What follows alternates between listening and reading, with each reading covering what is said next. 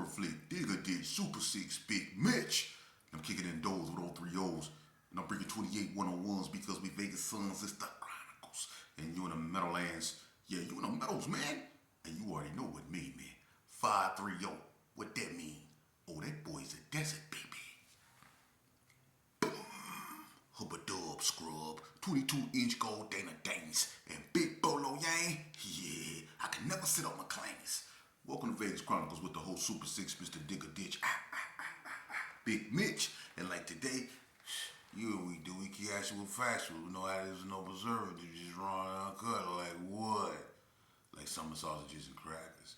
You already know. Shout out to everybody that's been rocking with my platform, man. Shout out to everybody that's been supporting me, man. And shout out to everybody that's been not supporting me. Without you, there will be no me. You already know how that is. You know, I had a very informative conversation yesterday with an OG, Lobo, much love, Tony Hill. And you know, that's the reason why I'm doing this video. I normally don't do videos on Wednesdays. You know, I take Wednesday off, but I'm doing this video because I had a chance to reflect when I talked to him, you know, and we talked about the Ace of Spades, you know, and the foundation and, you know, her regression and stuff and how it formed, man. And, you know, just so people can finally know, you know, and you know, and he said if anybody got a problem with what he said, it's Lobo speaking. He said if he got a problem with anything that he said, y'all can get with him. But he basically said, you know, just to end it with the Ace of Spades, you know, you know, the Ace of Spades started with 9 individuals, you know, and they started on Comstock, but they used to meet in the boys club up in Herbert Gershon. And I was like, well, where did y'all get the term Ace of Spades? Where did that come from? And he'd say, man, you want to know the truth? I say, yeah. He said, man, we used to ride our bikes downtown, right? When they was little kids. And he named him Ronald, Donald, and the whole Michael White, my cousin, a whole bunch of other people. He said they used to go downtown, man, and downtown they sold like glasses, hats, and all, you know, pins and all this stuff, you know, with insignias on them. And he said they had them iron-on patches down there. And, you know, some of the iron-on patches were like slot machines or little slot numbers and stuff like that. And then they had, you know, the iron-ons with the king of, you know, the clubs, the Ace of Spades, you know, the Jack of this or whatever. And they all took a bunch of them patches, and they took the Ace of Spades, you know, and that's where the Ace of Spades insignia came from downtown, you know. Now this one of my triple OGs telling me this. That's where they got the term Ace of Spades, and this was in 1972, you know. And so I asked him another question. I said, well, they say that 28th Street is older than Herbert Gershon. He said when it comes to gangs, he said Herbert Gershon being the Ace of Spades is the oldest black gang. He said, but before that, it was the Associates, which was my father. I told y'all that. Now, he said, and I'm going to bring him on here when he come back out here because he's in Mississippi. But I talked to him. And anyone that can get a hold of Lobo, he willing to talk to anybody. But he said that, you know, my father then, which was before them, they were a car club. He said when it comes to 28th Street, he said 28th Street were a car club like my father them back in the day. He said, but when it comes to being gangs, the Ace of Spades was the first gang in Las Vegas. He said 28th Street existed before that, but only as a car club, which pushed them in the category with my father because the Associates was a car club, like I told everybody. You see? So 28th Street in its name because he also brought up the Brown Majestics, which was another California car club that existed back in the early 70s and all that was out here, you know, in Vegas, you know. And just like I told people about the Highland Magicians that was around during the Byron Boy, Funkadelics, and Associate era during the, you know, early 70s, late 60s, you know. So shout out to Lobo, man. But, you know, and then he told me a lot of other things, but I'm going to get him on here and let y'all hear it straight from the horse's mouth because Lobo is the one that actually started the war between the Ace of Spades and the GQs because he the one that sliced Ronnie Morrison across the face with the razor, which caused the Gersons and the GQs to get into it. So you go hear it right from the horse's mouth, man, when they come to this realness, man. So shout out to Lobo, man. Much love. But when we was talking, man, we went over a lot of different things, man. And I told him, I said, well, what happened with the Gerson that caused it to go from being a constructive, conglomeration of families to basically an entity that can barely stand each other now. And he said, well, we lost that family structure. One thing about Herbert Gershon, what made it strong is that at one point in time there was no big eyes and little U's. What you had, I had. What was mine was yours. When you went, I went. If I had a syrup sandwich, half that was yours. We lost that somewhere along down the line, and it all became about me, and me, and division broke off, because of egos. People weren't getting the recognition they want, so they went in areas where they can be known, jealousy, because people was out here putting in work and other people wasn't. People was out here going back and forth to jail, and other people was out here living life because they was serving and staying out the way and amassing money and taking care of their children, and having cars and things. But other people was stressed out, running from parole officers, busting on the opposition, and they felt like they was doing all the work and these cats wasn't, but they getting, the recognition for the stuff they doing. So it was animosity, man, and all that with drug use and stress and stuff like that, man. Bad things was bound to happen, And so I started reflecting on my own self, and I started asking myself really some serious questions I asked myself before, but I don't know if I really answered them. Like, why did I become a GPK? I know my father, was who he was, but I still had a choice. Nobody forced me to be who I was. Yeah, people gave me that respect of being sheepdog son. Yeah, I got to go places other youngsters didn't, but what made me join the Gershon Park Kingsmen? I could have grew up a football player, a boxer, anything I wanted to be, a professor, whatever. But I chose to be a Gershon Park Kingsman. Why? Why? Well, honestly, let's just say this. I felt that I looked like a certain person. I did. I looked just like my father.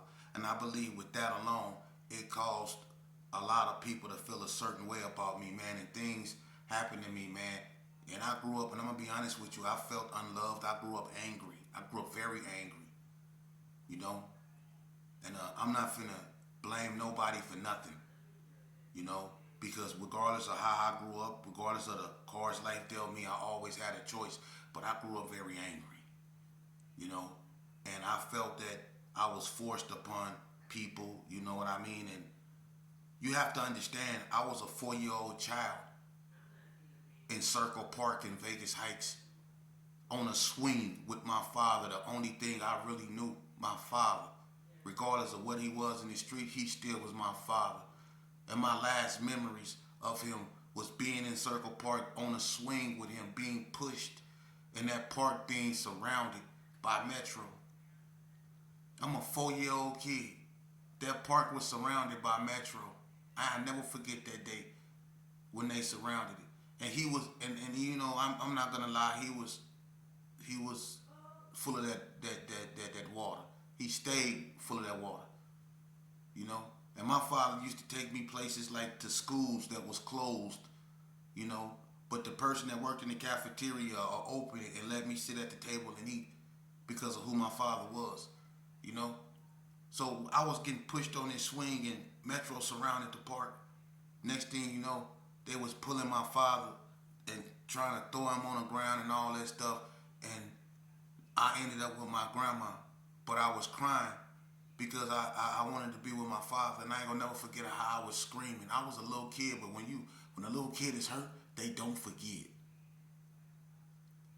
And I remember them taking him away from me. He was all I knew. That blue Malibu. I remember he used to drive fast in it, I remember my father. And I remember them taking him from me. you know, and I didn't know why. And I really never seen them again, you know. So I grew up angry with a void that couldn't be filled. And whatever I saw at home that I didn't feel I had, I went looking for it somewhere else and I found it in the street, you know. When I was 10 years old, I was running around there, you know, people like Dirty Rob, Master G, Booty Ate, Tony Jordan, Booger Bear, Spank Master Craft, you know, all them, Willie Bucket, you know, Web Dog, Freak Dog, everybody, man, Jit, everybody, the Cowards, the Clarks, everybody. I grew up under them, man. The Grimbles, the Mayfields. I grew up under all that, man. That's my family. So that's why I found that love. You see? And that's why I became a Gerson Park Kings man. You know, and I got caught up at that, I'm not saying I had a bigger, better life than nobody. Let me just say this here, man. I'm finna get real serious, man. What I've been through as a child and as a youth, man, I hope you let your children watch this video. Because what I went through as a child, I wouldn't wish on the devil himself, man. You know, and I go over this all the time, but let me show you something, man. And people love to throw this up in my face, but I promise you, not 9 times out of 10, it ain't too many people in society that can stand on what I've been on. And what I've been on, let me tell you, from the age of 10, 1985, I've been going in and out of institutions since the age of 10. And at the age of 12, I did a beer run at Rita's Groceries. Me, Dana Dane, Trip Mac, and CeeLo's. I'll never forget that. I was 12 years old and I went and I took 32 ounces of Old English. And instead of running toward the Gerson, I ran the opposite direction, like toward Doolittle. But in the back of Rita's, it was all desert. This before that John Agassi Center was put there and all of those stuff. But I ran behind there, and make a long story short, I ended up running right into a metro.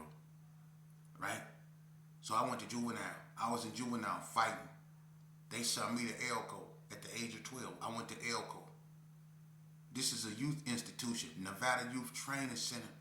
From the age of 12, I was up there, and I was up there with people like Bobby Bailey was going home. They sent Gangsta Bo to jail.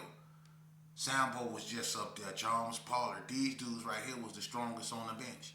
So I'm up here with some big old dudes, Big Bo, Romeo, Spike, you know. I'm up here with some big old dudes, Danny Kavecki from Sanchucos, Lil Man from Sanchucos, Eddie Salinas from Los Hermanos. I'm up here with some legends, you know, day one, A1 dudes, man. Spanky P. So from jump, Ricky Briggins. From jump, I had to be with the function. You know? And I was up there, I was a menace, man. I was fighting every day. You know, I'm in the room, I'm in the unit with Ramon, Gary, you know what I mean, Psycho from Rolling 60s, you know what I mean? We all up in the unit, we in a young unit, it was called Explorer, and I was the worst thing that ever came through Explorer, man. You know? I was in there drinking window cleaner, I was tripping, man. Drinking window cleaner, getting drunk off it too. You know? And I got to the point to where I tried to take my own life up in there, man. People remember that.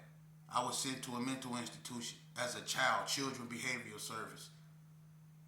And then from there they sent me to Caliente. I was one of the first ones to open it up when they made it co-ed. You see? Then they let me out. And when I got out, I was full-fledged gangbanging. Because by then, even though I was barely turning 13, I was seasoned. I've been fighting. I've been developing a little reputation. But I'm only 13 years old. But I done got into it with dudes like Big Bo, Boo Rock, S-Hall, Bunte. I done been into it with dudes like that, man. You know? And you know what? I got a hold of that water, man. That PCP, I got hold of that water.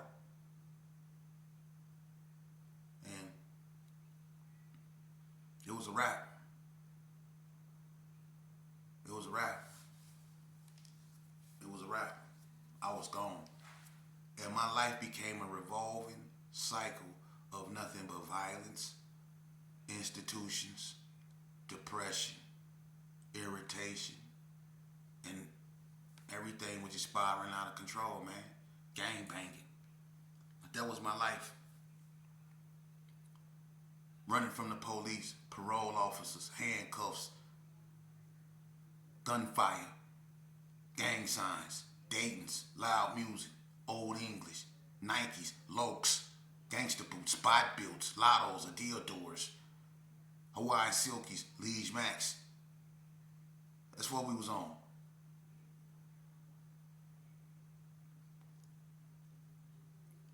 But just like anything, man, you know, it catches up with you, and it caught up with me. And what it did to me is it destroyed me. My reality became so perverted, I started believing that I was actually the characters they was calling me. And they was calling me some cold names like Manson, Demon. They had some cold names they was giving me, man. So my behavior had to reflect that. You know? So I started consuming that water. And you ask anybody that know me, my behavior got to the point that people were scared of me, man. They wouldn't let me in their car. I was unpredictable. I'll rob anything. That was just me. That was my nature. And that was way back then. I was born with the real NTGs. I was born with the real hood. I was born with the real Coast, the real Pirus, the real Playboys, the real Burgundy Square, the real VVGs, the real rolling 50 Crips, the real rolling 60s. I was feuding with the real ones, man. So my life, I was out of here, man. And I sat back, man, and I indulged in this stuff, man, and I watched as people that I grew up with, that I was in conflicts with, become unalive, just leave this earth to the point to where it's sad, man. It's sad. But I'm doing this video because I'm just reflecting, man. It really, I just want you to understand, you know, where I'm coming from, man. And just to give you a better understanding of what I'm saying, man. Look, I don't want to bore y'all or nothing, but I got so caught up in this, man. Listen, this game can really, when I mean you become sick or you can become infected, this game can really consume you, man. Gang banging, this goonery stuff, it can cause neurological trauma to your, it can really destroy your perceptions of reality. It can. It done me like that, man. I was really caught up in that, man. I was so institutionalized at one point. Let me explain something to you. Look, I was in Indian Springs one time, and I was known for beating up my cellies, right?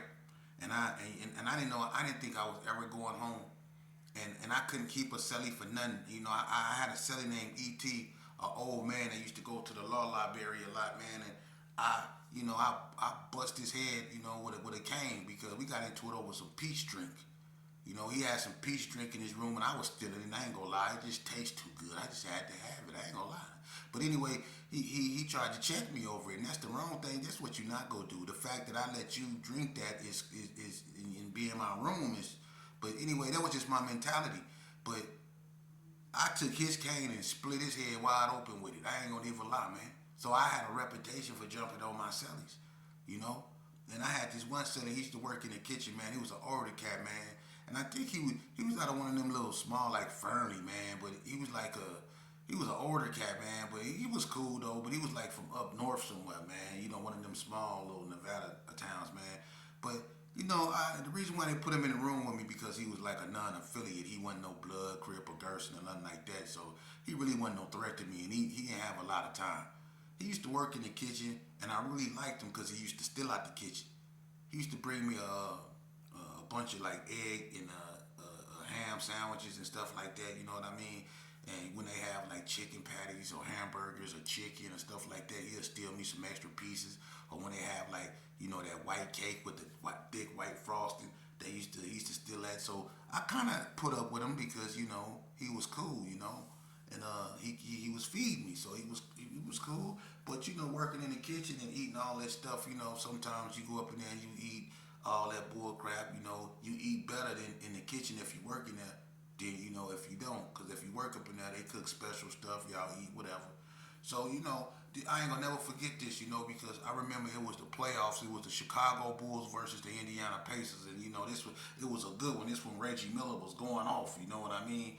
And he was going off from the free throw, right? And I was mad because I was a Bull fan. I'm a Jordan fan. Excuse me, I'm a Jordan fan, right? So I'm sitting there, and you know, I got an old black and white TV, right? I'm blind as a bat, so I'm all up on the TV like this here, squinting, trying to see what's going on, right? Reggie Miller hitting threes, right? Killing the Bulls, right? I'm mad, right? So he come on, you know what I mean? He already irritated me because he being too loud, right? So when he come in the room, I shut the door. You know what I mean? So I'm focusing, right? And I'm mad, right? Because the Bulls, right? They let the Indiana come back and Reggie Miller on fire, right? So he come in the room, he doing his thing, he getting ready, he winding down and stuff, you know. Now they finna lock the yard down, and after the you know they count, they let everybody on a tier. People do what they do, you know. He go get in the shower, do what he do, whatever. So when you know we about to lock down and stuff, so he do what he do. He get in the bed, he get in the top bunk, right? I'm sitting there, my face like this here in the screen. I'm trying to focus on the game, right? So I'm sitting there, I'm like this here, and I'm totally focused on the game. Next thing you know, I get to. It's like, you ever been at the gas station and you smell them fumes, them gas fumes at the gas station? You remember how that stink, that gas? So I got the like, you know how you make that face like, and you get to looking around? So I'm like, what the hell? He didn't let one of them silent but deadly ones go on me, right? One of them ones you don't smell but feel and smell. One of them ones you don't hear, but feel. He really let one of them go, right? So I'm like, I'm looking around, I'm hot, right? So I jump up like a jack in the box. I sprang up. I say, you farted? He said, oh, my bad. Can you hand me the baby powder? So I looked at him because, look, I'm institutionalized, homie, at this moment. You know, one thing I ain't like, you know what I'm saying? If you get down and you gotta use the bathroom, if you urinate, man, flush it. Whatever you do, flush it. I'm institutionalized like that. And if you fart in a room, it's gonna be a situation. I'm the type of person that if you got to fart, go stand by the window and open it up and stand there for a minute. For real, that's the type of person I am, man. And you can call it what you want to call it. You can say what you want to say. But that's just how I was. I was institutionalized, man. I had a gang of time, and I didn't think I was going home. And he let one go on me. And he would tell me to pass him the baby powder. Oh, I passed it to him.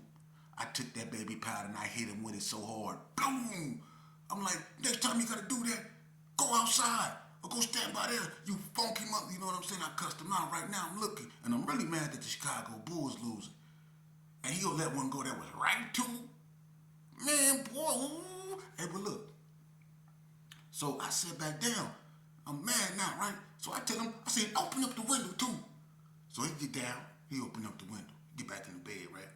So I'm sitting up there. They locked the unit down. So if he got to go, he can't go out the room now. He just got to do what he got to do. So I guess he felt, he know that he was stinking. So I guess he felt, man, if I go by the window, it's really going to be bad. Because I'm kind of sitting by the window. Because I'm on the bottom bunk and my TV under my bed. People know how we used to rig our TVs under our bed at Indian Springs instead of putting them in the wall unit. People know how we used to do that. So look, I'm sitting on my bed, right? And I'm mad, right? Because it's like lingering in the room. And I just want to crawl up there, man, and just, I want to do something to this cat, right? But anyway, I'm sitting on the bed, right? So I'm watching it. Now, Michael Jordan just did something. He kind of got my feelings like, I'm cool, right? So he getting them back in the game. He keeping it close. But Reggie Miller, he hopping on one leg and he hitting them from the three, man. He got me mad, right? So next thing you know, I guess he kind of moved the wrong way to try to like stretch out or do whatever we want to do. But you know, when you got gas, homie, you can't hold that stuff. That stuff go build up. and he was trying not to get into it with me because he knew I was a hothead, right? So he was trying not to fart, right? But I guess he couldn't hold it, and he moved the wrong way, and I kind of heard it said, and I looked, I was like, I know he didn't do what I think he did. And something tell me, nah, he ain't that stupid. So I started back watching him, right? And just that look, hey, look, I'm watching, right? Next thing you know, that face again. Look, I ain't sprang up that time. I did this here. I started taking off my shirt. I started taking off my shirt, right? Because he knew he messed up. He jumped up. He said, hey, my bad, bros. It was too late by then. I was pulling at his leg. I was trying to pull him off the top bunk, right? And then when I was pulling him off the top bunk, I guess he was trying to hold it, right? So when I'm pulling him off the top bunk, he trying to resist getting pulled out the top bunk, and then it just all came out. He said, oh, hey, look, I got to swinging at him like this. Hey, look, I tried to pull him. Hey, look, and then it was stinking too. Hey, look, the room sounded like this. Blue, blue. Okay, sheep. Hey, look, I was moving. Man, look here. I was moving the bed. You heard that bed. I was moving the bed up in there. I whooped his ass up in there. For real. I went to the whole, look, the police came down there. I still was whooping him. I didn't care. I went to the whole, I whooped him out up and down.